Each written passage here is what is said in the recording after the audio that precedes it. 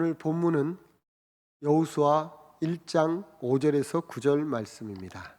본문을 읽겠습니다.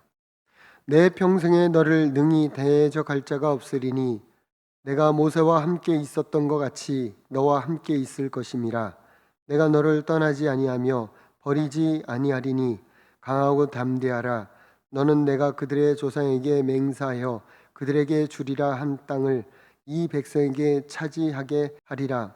오직 강하고 극히 담대하여 나의 종 모세가 내게 명령한 그 율법을 다 지켜 행하고 우로나 좌로나 치우치지 말라. 그리하면 어디로 가든지 형통하리니 이 율법책을 내 입에서 떠나지 말게 하며 주야로 그것을 묵상하여 그 안에 기록된 대로 다 지켜 행하라. 그리하면 내 길이 평탄케 될 것이며 내가 형통하리라. 내가 내게 명령한 것이 아니냐. 강하고 담대하라. 두려워하지 말며 놀라지 말라. 내가 어디로 가든지 내 하나님 여호와가 너와 함께 하느니라 하시니라. 아멘. 설 명절이 다가오고 있습니다. 이번 명절에는 하나님의 은혜가 가정마다 넘치기를 소원합니다.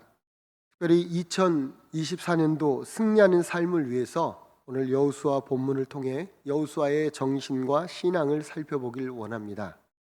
여호수아의 말씀을 통해 가정마다 승리가 있기를 소원합니다.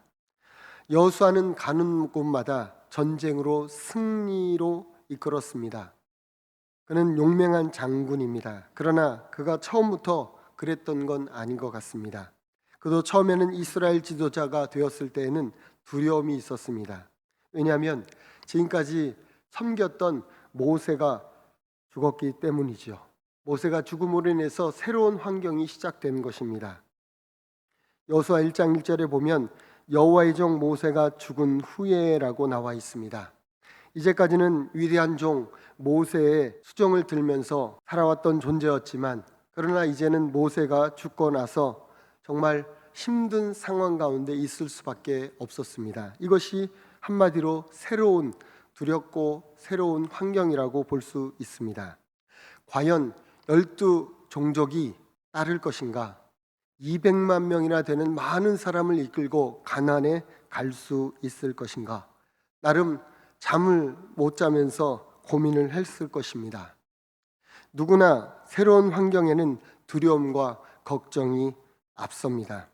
2024년도를 시작했지만 코로나로 인해서 지난 3년 동안 어려움을 겪은 가정들이 참 많이 있을 줄 압니다. 과연 올해는 무사히 지나갈 수 있을 것인가? 이러한 새로운 상황, 새로운 환경을 만난다는 것은 두려움과 걱정뿐입니다. 그런데 여호수아는 이런 새로운 환경과 상황을 이겨내고 승리하게 됩니다. 어떻게 여호수아는 이길 수 있었을까요? 여호수아를 통해 용기와 힘을 얻는 한 해가 되시기를 바라겠습니다. 첫 번째로 하나님이 함께 하신다는 약속의 말씀을 믿었습니다. 5절에 보시면 내 평생에 너를 능히 대적할 자가 없으니 내가 모세와 함께 있었던 것 같이 너와 함께 있을 것임이라. 내가 너를 떠나지 아니하며 버리지 아니하리라.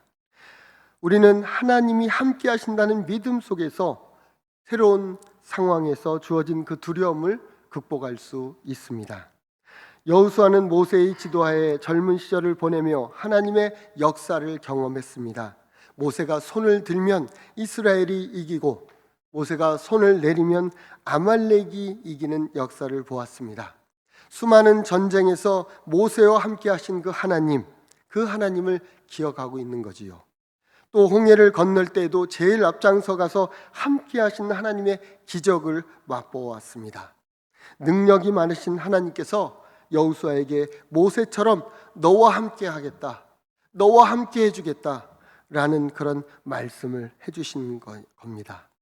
하나님이 함께 하신다는 것은 이 세상에서 가장 큰 힘이 됩니다.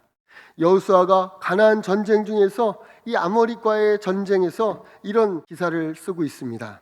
그가 아모리 전쟁에서 승리했지만 결국은 하나님께서 하신 것을 볼 수 있습니다.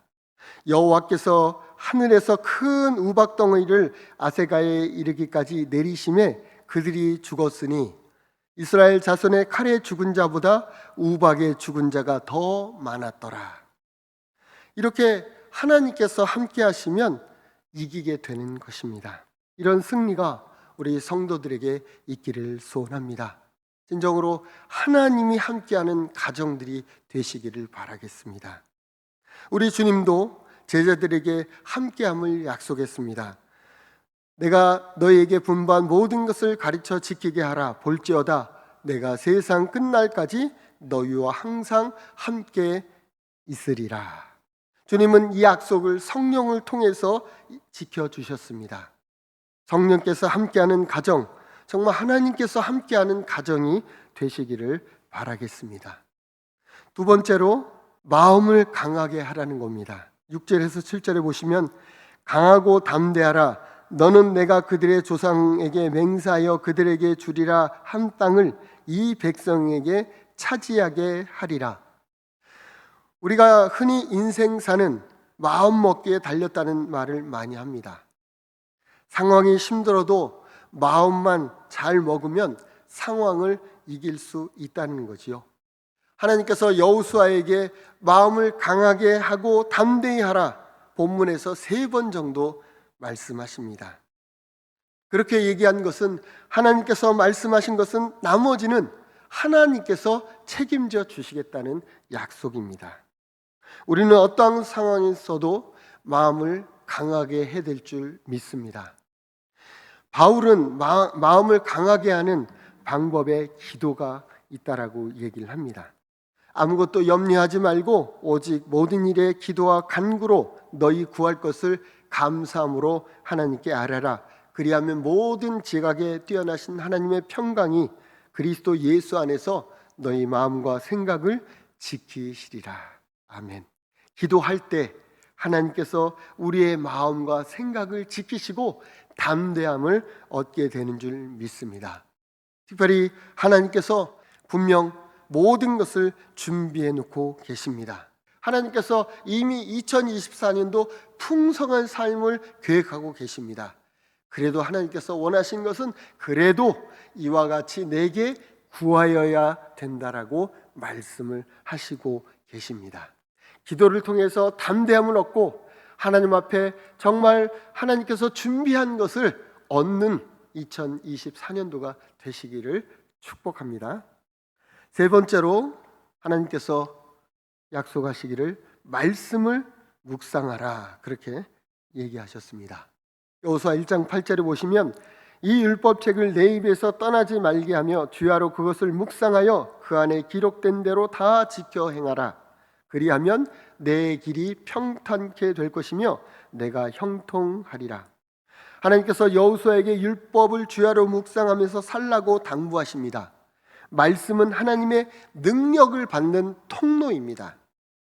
말씀은 살아있고 운동력이 있다라고 히브리서 기자는 알려주고 있습니다. 즉 말씀이 우리 안에 살아가는 능력과 에너지를 공급해 준다는 사실을 말해주고 있습니다. 이 말씀이야말로 우리에게 힘을 주고 모든 환경을 이겨나갈 수 있는 여건을 조성할 줄 믿습니다. 밤이 새도록 아무것도 잡지 못한 베드로, 그에게 나타나서 예수님께서 오른편에 그물을 던지라고 명령을 하십니다. 베드로는 지금까지 자기의 경험, 자신의 지식, 자신의 아집을 가지고 있었습니다. 그러나 이 모든 것들을 내려놓고 말씀에 의지해서 그물을 내릴 때 심히 많은 물고기들이 잡혔다라고 성경은 얘기를 합니다. 그러므로 말씀은 능력입니다.